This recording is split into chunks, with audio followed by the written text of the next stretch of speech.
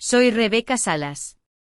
Solía pensar que estaba forjada por la guerra, por tormentas de arena y sirenas, por el chasquido de las órdenes y el zumbido de los helicópteros despegando en la oscuridad. Pero resulta que el campo de batalla que más me formó no estaba a miles de kilómetros de distancia. Era una casa de ladrillo de 2 pisos escondida detrás de los pinos de Fort Banner, Carolina del Norte, con persianas blancas, un césped muerto y una puerta principal que siempre se atascaba en invierno. Se suponía que volver a casa era un reinicio. Imaginaba mañanas tranquilas, café de supermercado, tal vez incluso dormir hasta después del amanecer. Pero en el momento en que crucé el umbral, fue como si mi cuerpo recordara su lugar antes de que mi mente pudiera reaccionar. Mi columna se enderezó, mis hombros se encajaron en su sitio y mi voz se escondió en algún lugar detrás de mis costillas.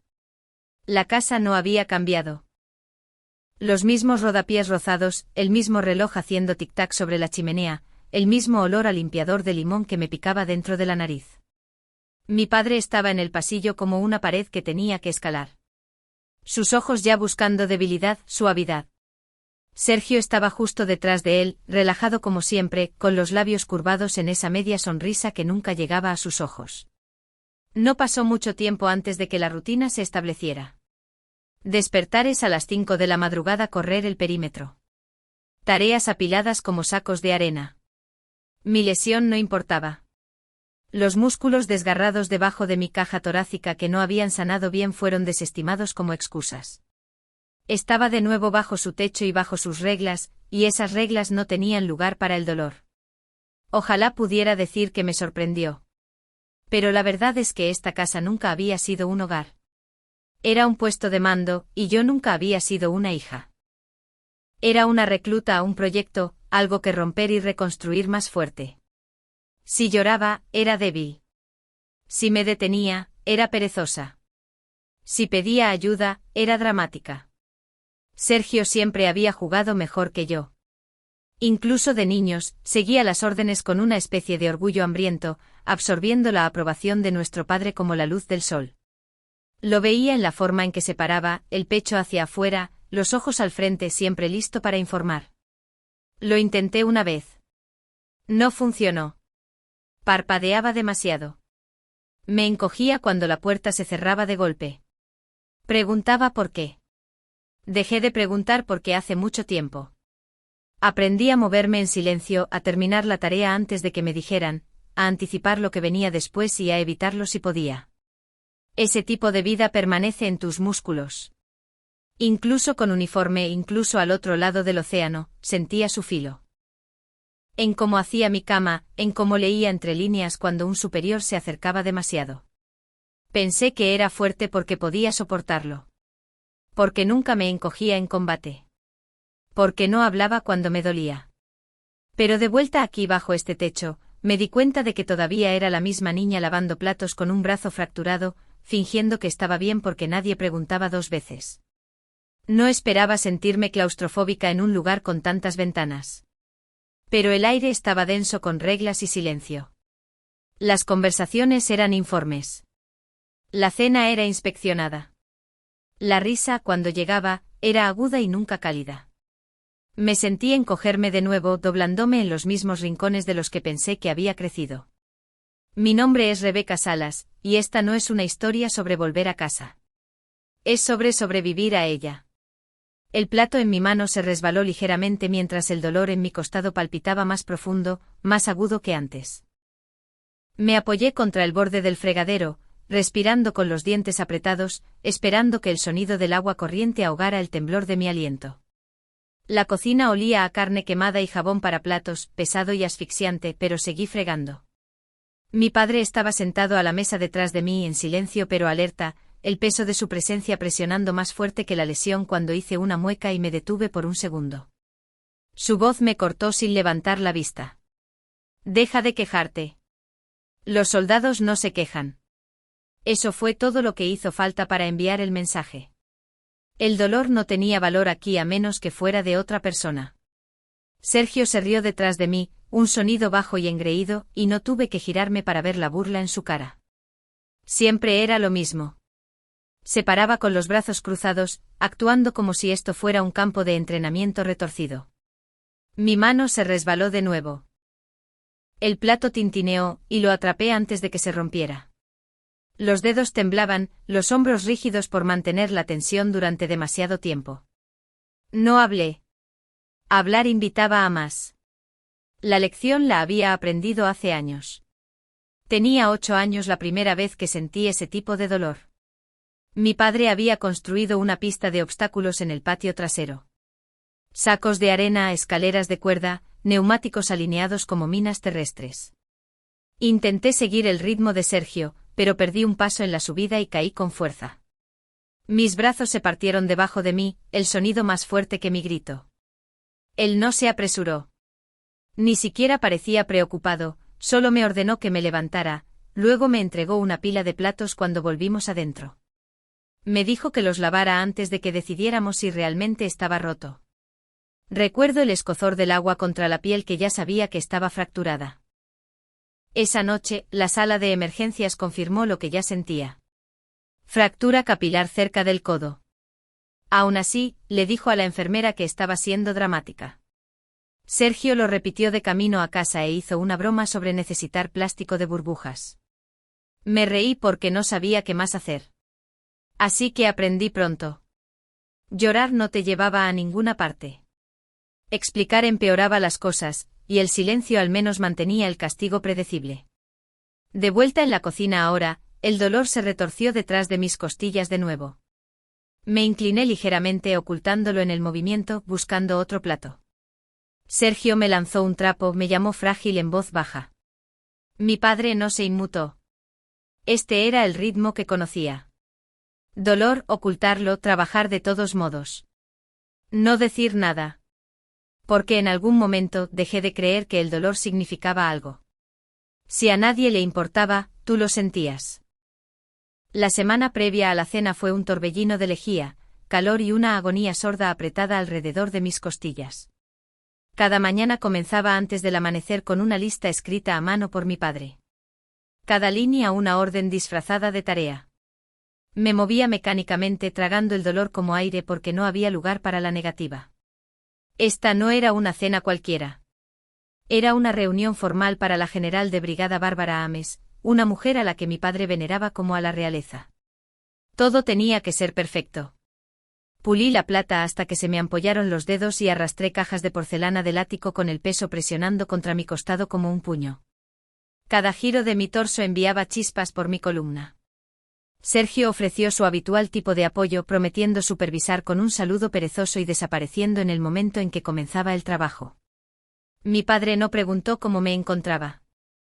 Simplemente caminaba por la casa como un oficial inspector, golpeando paredes, oliendo el aire, ajustando platos por fracciones de pulgada.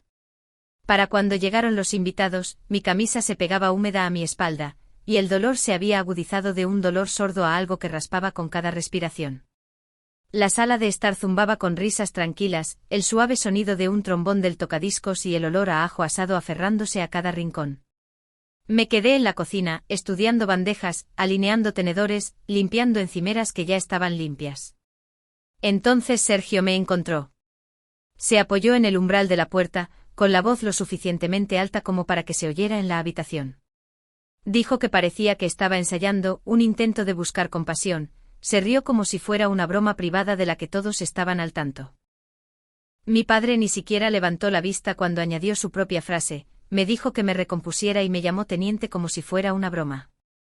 Ahora, la palabra solía significar algo. Ahora simplemente flotaba en el aire como un insulto con viejas medallas. Apreté los dientes y pasé por el umbral con la siguiente bandeja. Las rodillas me temblaban bajo el peso. Mi visión parpadeó, la luz del candelabro demasiado fuerte, los bordes de la habitación empezando a deformarse. Me concentré en el siguiente paso, luego en el siguiente. Fingí que no veía cómo la gente evitaba mis ojos. Fingí que no sentía la sangre pulsando mal debajo de mis costillas. Fingí que no estaba a segundos del colapso.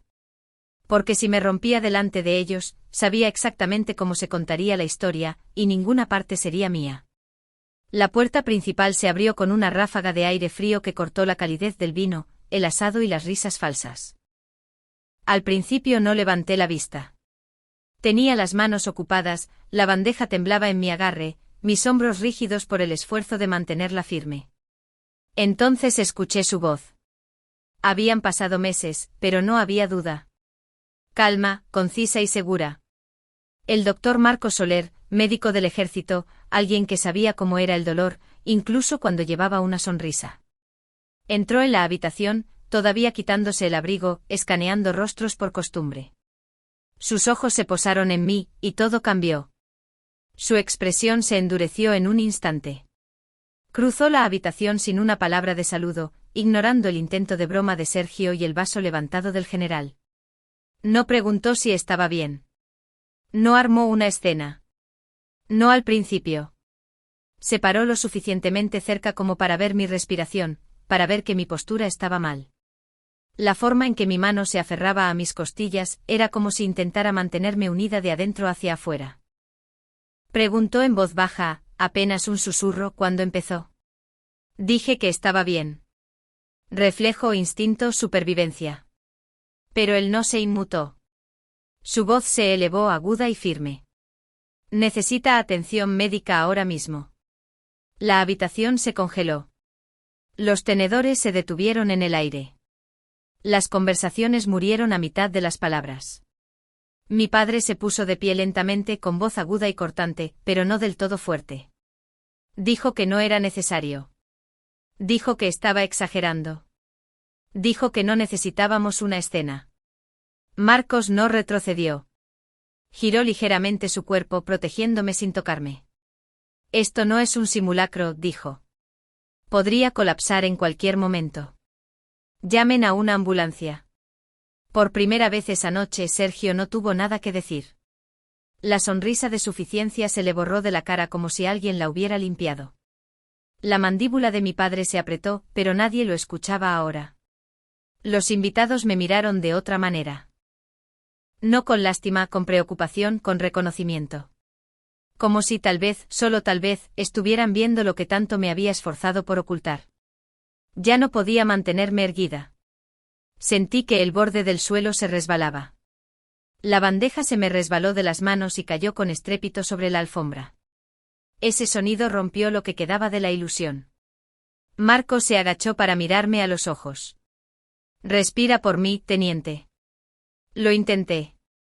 No pude. Eso fue suficiente. Los paramédicos llegaron más rápido de lo que esperaba. Oxígeno, presión, preguntas que no pude responder del todo. Eché un vistazo al rostro de mi padre mientras me levantaban a la camilla. Pálido, tenso, furioso. Murmuró algo sobre exagerar, sobre mantenerlo en familia. Pero nadie le respondió. Nadie lo miró. Por una vez, el silencio no me pertenecía a mí. Le pertenecía a él y parecía miedo. Los pitidos de las máquinas y el silbido del oxígeno llenaron el silencio de mi habitación de hospital. Mi cuerpo dolía en lugares que no sabía que podían doler. Costillas fracturadas, tejido contusionado, respiración superficial. Las palabras del informe de la exploración flotaban, pero ninguna se asentaba. Había superado cosas peores. Eso era lo que me repetía. Luego la puerta se abrió de golpe y mi tía Liliana entró como si fuera dueña del lugar. No preguntó cómo estaba. Miró el historial, me miró a mí y empezó a hojear papeles con la misma concentración que le había visto usar durante los simulacros de campo cuando estábamos desplegados años atrás. No estaba allí de visita. Estaba allí para luchar. Ya había hablado con los paramédicos, ya había solicitado las copias de la exploración y ya había impreso la declaración del doctor Soler del sistema de urgencias. Puso los documentos sobre mi mesita auxiliar como si estuviera preparando un caso. Y lo estaba. Sus ojos eran agudos y fríos, pero su voz se mantuvo firme cuando dijo que no volvería allí. Le dije que estaba bien, que no era tan malo como parecía, que me curaría. Viejos reflejos tratando de protegerlo a él, de protegerme a mí. Ella no se inmutó. Me dijo que el silencio era exactamente con lo que él contaba. Que si no hablaba, él simplemente reescribiría la historia. Me convertiría en la soldado débil que no podía manejar la vida fuera del combate. Su mano descansó sobre la mía, fuerte, cálida, inquebrantable. Me recordó quién era yo, no su hija, no su fracaso, no la chica callada lavando platos entre lágrimas. Era una oficial, una mujer que había servido a su país, y merecía algo mejor que ser destrozada en mi propia cocina. Algo cambió, no de golpe. Pero dejé de apartar la vista cuando ella hablaba.